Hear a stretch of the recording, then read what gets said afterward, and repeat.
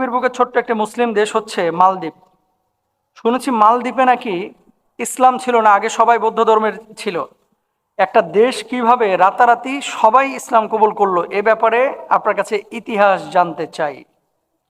Very very important একটা বিষয় যে মালদ্বীপে ইসলাম কিভাবে আসলো। খুব ছোট দেশ, জনসংখ্যা 3,92,473 জন মাত্র। আচ্ছা, ইবনে বতুতা মরক্কোর একজন আপনার পৃথিবী ভ্রমণকারী, তিনি এই ইতিহাসটি উল্লেখ করেছেন।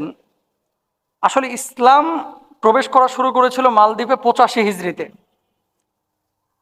85 হিজরিতে মালদ্বীপে ইসলাম প্রবেশ করা শুরু করেছিল খ্রিস্টীয় 7ম শতাব্দীতে তৎকালীন উমাইয়া খলিফা আব্দুল মালিক ইবনে মারওয়ানের আমলে।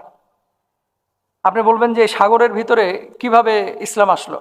শ্রীলঙ্কা থেকে মালদ্বীপের দূরত্ব 400 কিলোমিটার সাগর পথে।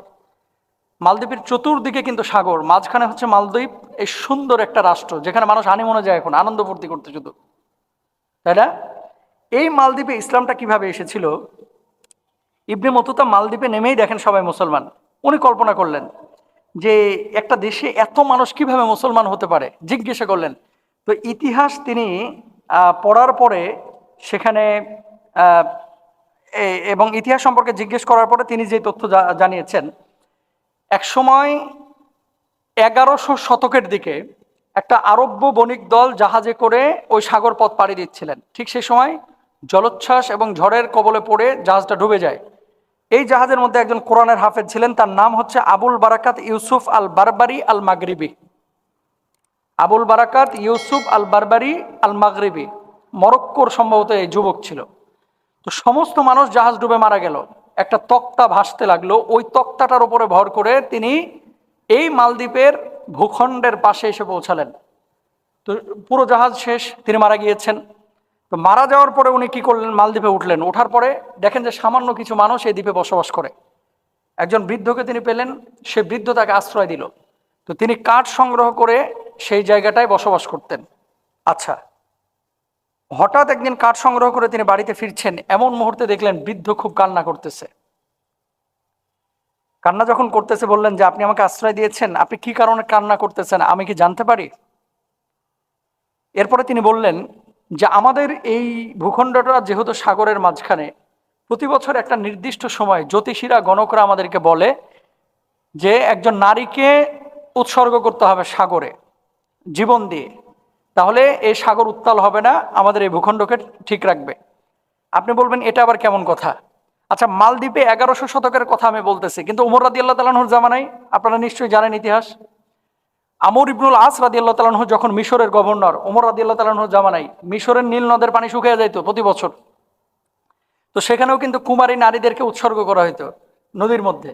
এদেরকে উৎসর্গ করলে মানে মেরে ফেলা হতো, ওখানে জীবন দিতে হতো। জীবন দিলে তারপর আবার নদীর পানি ঠিক হতো। আসলে এমনি এমনি ন্যাচারালি এটা ঠিক হতো, কিন্তু মানুষের এটা ভুল ধারণা ছিল। ওমর রাদিয়াল্লাহু তাআলা আনহুর কাছে আমর ইবনুল আস যখন চিঠি লিখলেন, আমর ইবনুল আস রাদিয়াল্লাহু তাআলা আনহু চিঠি লেখার পর ওমর রাদিয়াল্লাহু তাআলা আনহু মিশরের নীল নদকে আদেশ করেছিলেন, ও নীল নদ, যদি তুমি আল্লাহর আদেশে প্রবাহিত হয়ে থাকো, তাহলে আমি খলিফা ওমর আদেশ করতেছি মানুষের কল্যাণে তুমি প্রবাহিত হয়ে যাও। আর যদি তুমি নিজেই, তুমি তোমার গতি, তুমি তোমার ধারাবাহিকতা, তোমার জলোচ্ছ্বাস, তোমার ঢেউ যদি নিয়ন্ত্রণ করে থাকো, তাহলে তোমার ইচ্ছা তুমি বাস্তবায়ন করো।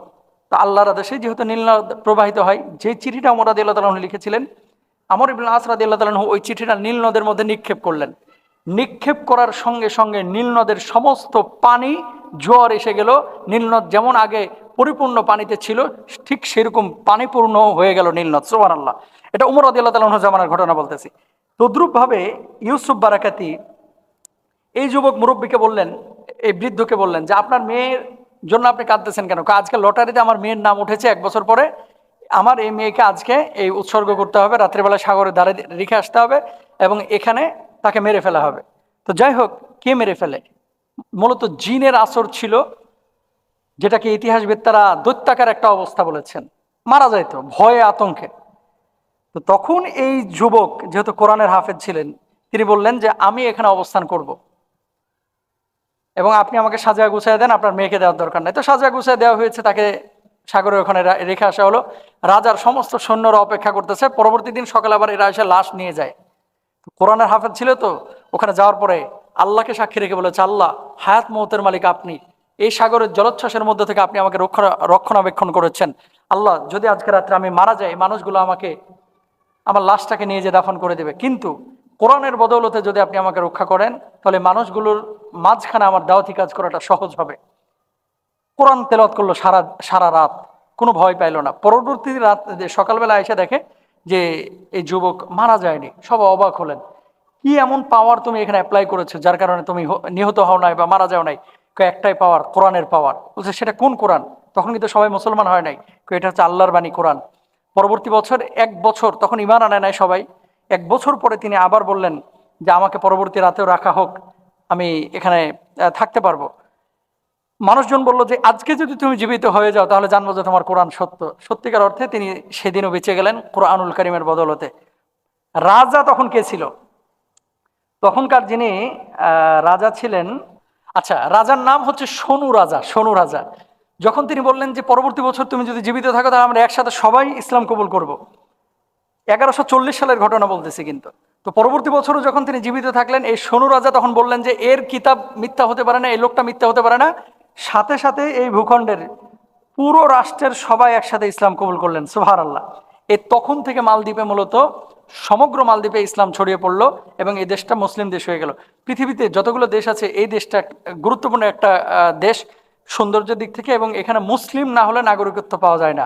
এটা কিন্তু বড় একটা বিষয়। আল্লাহ তাআলা এই যে ঘটনা, এখান থেকে আমরা কি শিখলাম? আল্লাহ আমাদেরকে কি শেখাচ্ছে? কোরআনের পাওয়ার আছে, কোরআনের পাওয়ারে আল্লাহ তাআলা কোরআনটাকে যে মর্যাদা দিয়েছেন, এর মাধ্যমে অনেক কিছুই সম্ভব। আল্লাহ বুঝ দান করুন।